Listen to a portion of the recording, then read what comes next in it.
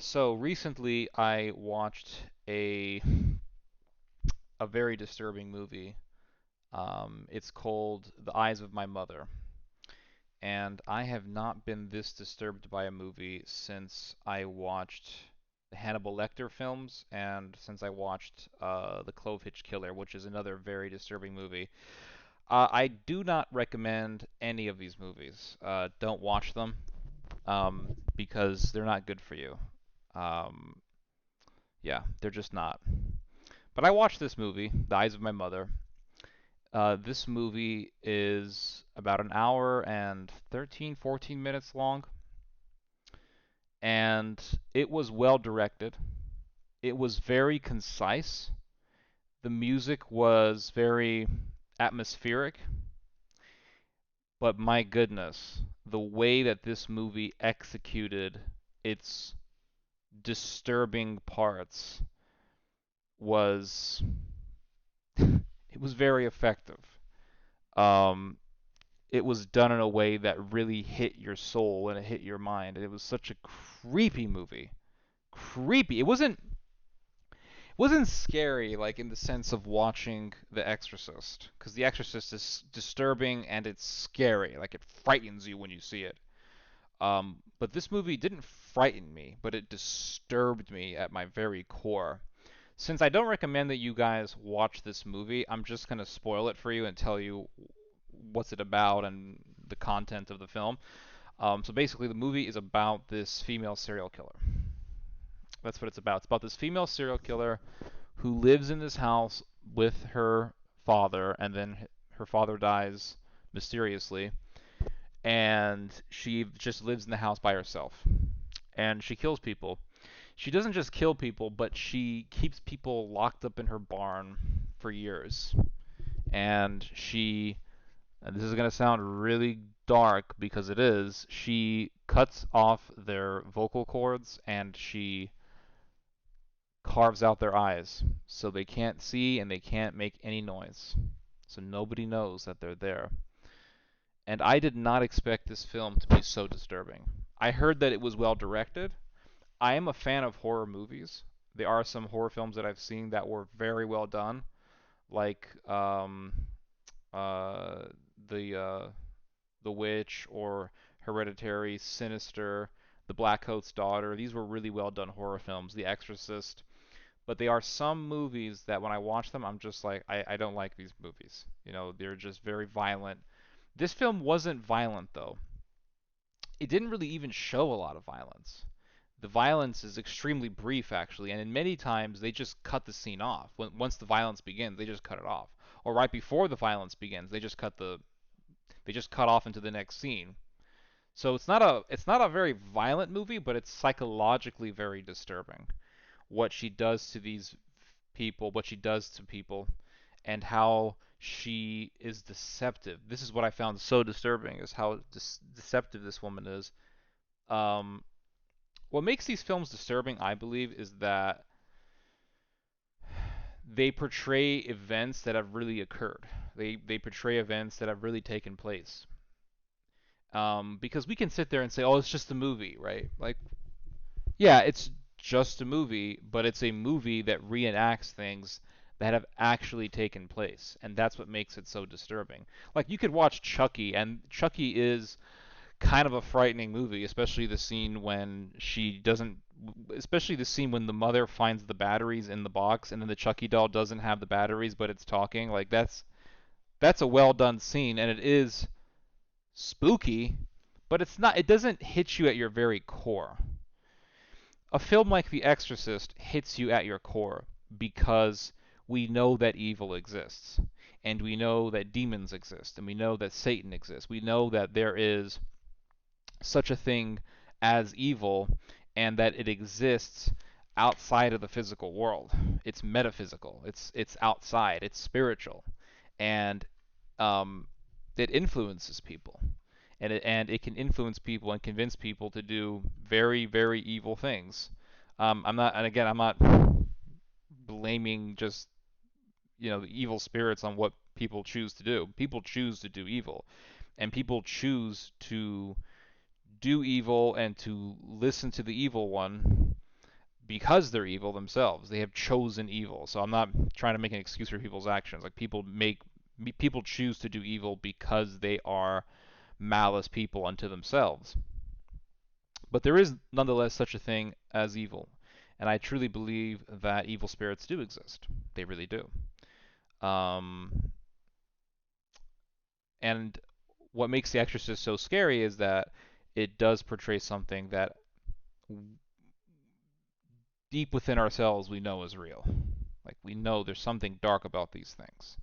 When people get deep into Satanism or when they get deep into the occult or some kind of weird cult, they become very dark people. And I have seen this in real time, and I'm sure all of you have seen this. I'm sure every single one of us has seen another human being go down the spiral of evil. And you have seen how a person can go from being a normal person, a decent person, to becoming an absolute monster. I have seen this. I'm sure all of you have seen this. Um, so evil is definitely real. What makes, let's say, a film like Silence of the Lambs so scary is, and that's one of the scariest films I've ever seen, is that we know for a fact that people like Buffalo Bill and Hannibal Lecter exist, and they have existed. We know that stories of people keeping sex slaves in their houses for years, we know that these types of people exist. We know that stories like that have actually occurred. It's very real. And that's what really hits us at our core, that idea of these people existing. And what makes it even more disturbing is how these people could be our neighbors, they could be our teachers, they could even be our clergy. They could be our clergy members. I remember years ago, back in 2015, I interviewed a former LA sheriff. His name was Robert Valdemar, I think his name was. This guy was a sheriff for the LAPD, and he's very intelligent, he's very honest, and he's very concise. And if you ever ask this guy a question, and this is how I know the guy's not full of crap, is when I ask the guy a question, he won't tell me what I want to hear, or he won't tell me like the spooky, sensational answer that sometimes we're looking for. He will tell me the boring, thought out, meticulous explanation, and that's what I appreciate about Robert Valdemar. So when Robert Valdemar tells you a disturbing story, you know it's true. You know, like, okay, this guy's not full of crap because he's usually telling us stuff that's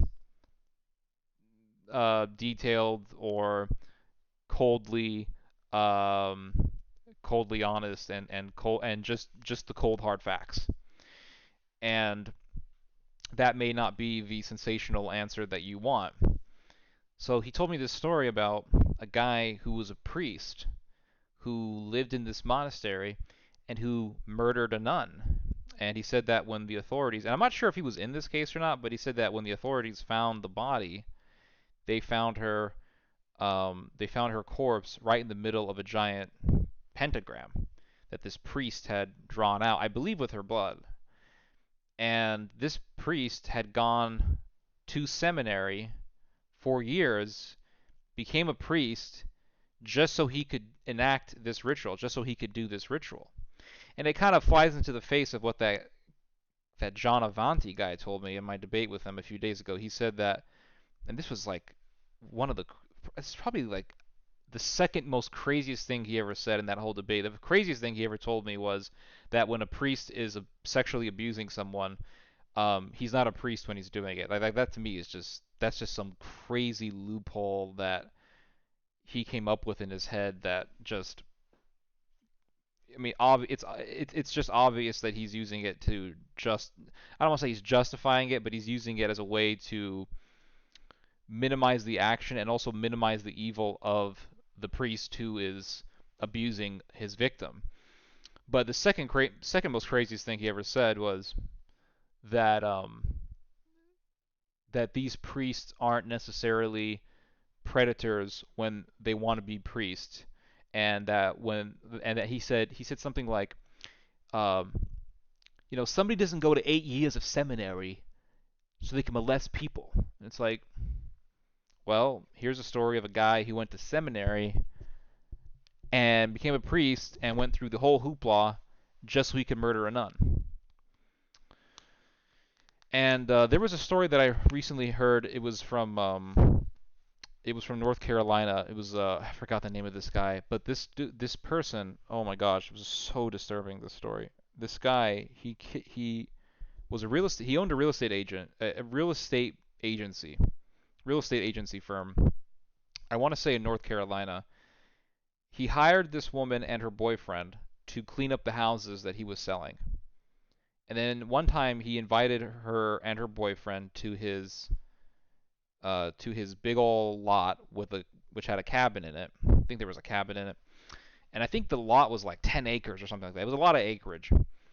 And she's like, "Yeah, sure." So her and her boyfriend go to the lot, and he murders the boyfriend and kept her as a sex slave for 2 months. And police were able to track her down because they realized, well, the last person that this woman was with this real estate agent, and she was invited to this property. So obviously they went to the property and they found this giant shipping container that had like 12 locks on it, and they heard this woman screaming from inside. So somebody got a saw and sawed the locks right off of it, and they found this woman on her knees with a chain around her neck like a dog. And I saw a little bit of the video. I didn't want to watch the whole thing because it's extremely disturbing. But it's like people like this exist. Things like this exist. I remember when I was doing my documentary on the Mexican cartel cults, and I interviewed this guy he did not want his name out. He didn't want his face shown because he was a gangster in California, and he didn't want anyone to see his identity. And he was very scared when I was talking with him. But he told me this story about how when he was a small time drug dealer, he went to this place to do some drug transactions, and he saw two Mexican guys dressed in, I want to say they were dressed in all black, and there was a skulls in the room, or one skull in the room with a candle on it, and there was a dead body on the floor. And they were doing a ritual. He just walked right on the ritual, and he's like, "Whoa!" And he just walked back and got the hell out of there. Things like this exist, and that's why I think these films are so gruesome for us to watch. That's why it's really not good for us to watch these types of films because it just brings us to a dark place. Um, but yeah, this film, The Eyes of My Mother, it was one of the most disturbing films I've ever seen. It was very well directed, it was well executed, and it did its job. It was there to disturb you, and that's what it did. Um, but it reminded me, see, because when the thing about these films that I don't like though is that sometimes they will portray the victim as crazy. Say, well, she's crazy, or he's crazy, and it's like, well, what does that even mean? Because if a person plans out a murder premeditatedly, in a premeditated manner, plans out a murder, commits the murder, tries to hide the crime, cover up his tracks, then runs away from law enforcement. That sounds like just a cold, evil murderer. That's what it sounds like. That sounds like a sadistic, evil person. It doesn't sound like someone who's just crazy, who just does things sporadically. That sounds like an evil, malicious a person. And it reminds me of the story that happened when I was living in California when I was, I want to say 11 years old, I want to say. There was a murder that took place in the Bay Area. It was in Antioch, California. I lived in the Bay Area, so it wasn't too far from where I was, maybe an hour or so away from where I was. There was this murder that took place in which a woman murdered and dismembered her own mother. Her name was Kendra Bernard. This story did not make as much press, surprisingly, because you have these stories that get huge amounts of press, these murder stories, but this one didn't get any attention. Got little to no attention. But this woman dismembered her mother, murdered her, strangled her for 5 minutes, and chopped her up to pieces. Her boyfriend, um, Edward Cunningham, helped her in dismembering the body. She got first degree murder charges, obviously, and she was found guilty. And the there were members of the jury in this case who wanted her to get second degree murder.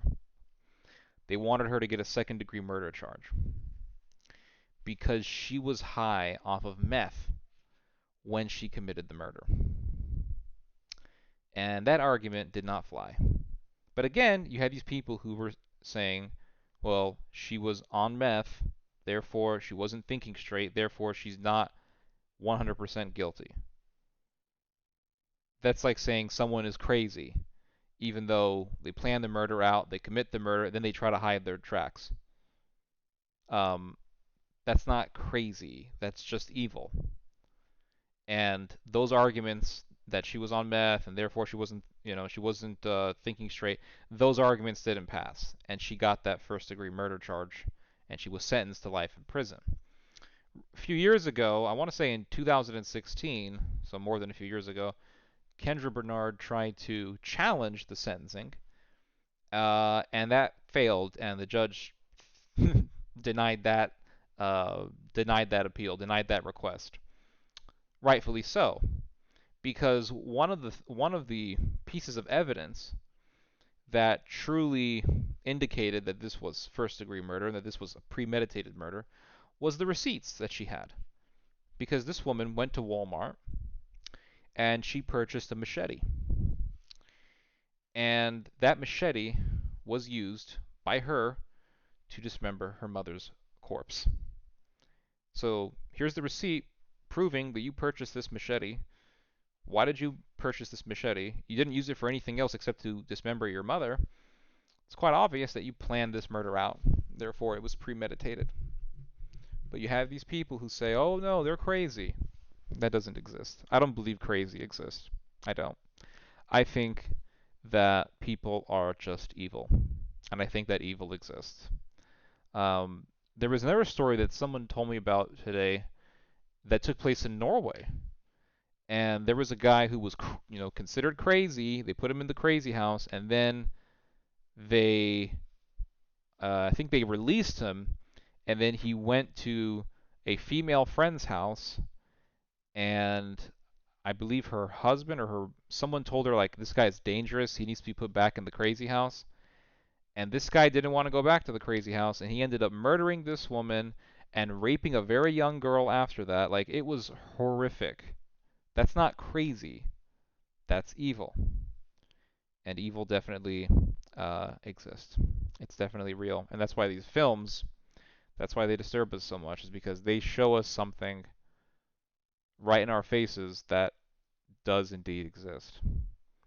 And I think that's the worst part about living in society. It's like knowing that these people are amongst us. But that's why we have to be very, very careful about who we're with and who we associate with and all those things. But I don't have to tell you guys that. Anyway, evil definitely exists. I thought I would share with you guys those thoughts. So anyway, you guys just heard some theology. God bless.